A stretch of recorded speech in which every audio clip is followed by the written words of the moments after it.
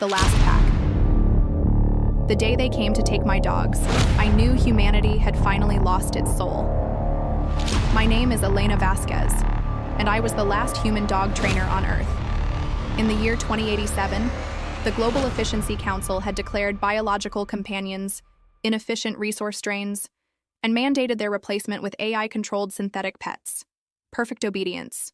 No feeding required. No unexpected veterinary costs. No messy emotions.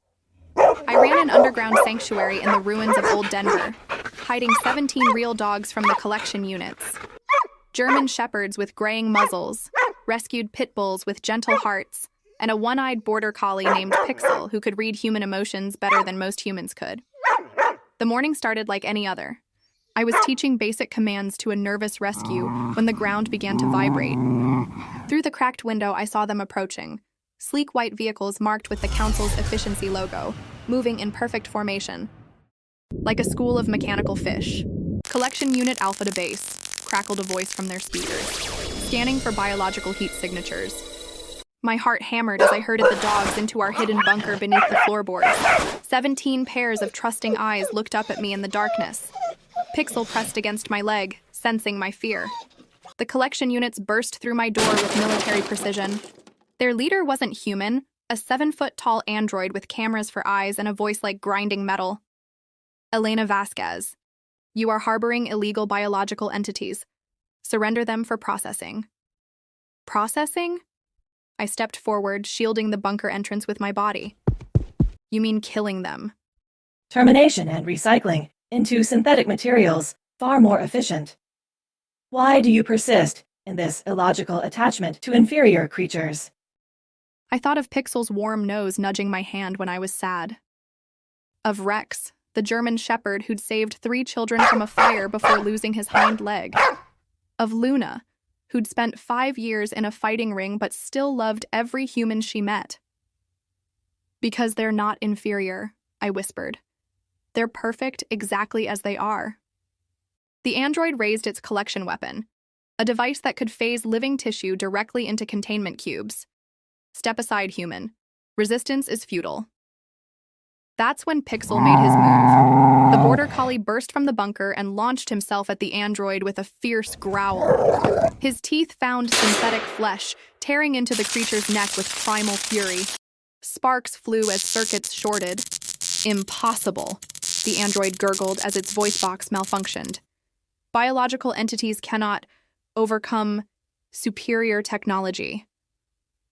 But as it collapsed, its dying cameras focused on something that made my blood freeze. There, beneath the torn synthetic skin, wasn't circuitry or metal. It was bone, and real blood. The other collection units surrounded us now, their weapons trained on the remaining dogs. But I wasn't looking at them anymore. I was staring at the android at my feet, watching actual tears leak from its camera eyes. Please, it whispered in a broken, painfully human voice. I remember having a dog once, a golden retriever named Buddy. The truth hit me like a physical blow. The collection units weren't androids at all. They were people, humans who'd been augmented and programmed to forget their own humanity. The Global Efficiency Council hadn't just replaced our pets with synthetic alternatives, they'd replaced us too. As the other units advanced, their own synthetic skin began to crack under stress, revealing the human faces beneath. Some were crying, others were fighting their programming, hands shaking as they tried to lower their weapons. Dogs remember, I said softly, understanding flooding through me. Even when we're forced to forget ourselves, dogs remember who we really are. Pixel sat beside the fallen collection unit, gently licking its face. Around us, more units were falling to their knees, their artificial programming crumbling as suppressed memories surfaced. The sight of the dogs, real, breathing, loving creatures, was breaking through decades of technological conditioning. In the end, it wasn't humanity that saved the dogs. It was the dogs that saved humanity. The last thing I heard before the emergency sirens began wailing was the sound of 17 tails wagging, and the broken sobs of 37 humans remembering at last what it meant to love something unconditionally. The revolution started that day with one dog, one bite, and one woman who refused to let the world forget what it meant to be human. Sometimes the most efficient solution is also the most beautiful one. If you like this video, give it a thumbs up.